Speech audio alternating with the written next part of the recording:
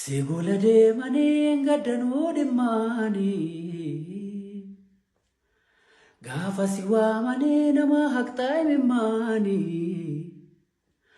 warra sirreeggatu duwwaan geggeessitu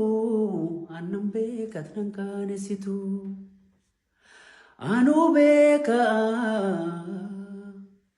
yoo ati baattu baakiyyaa wanni beekuuni Nagamada kesikia anatu beka Yati batu bakia wani bekuni Nagamada kesikia Sigula demani ngadanu demani Gafa siwamani namahaptai mani warra sirreeggatu duwwaan geggeessitu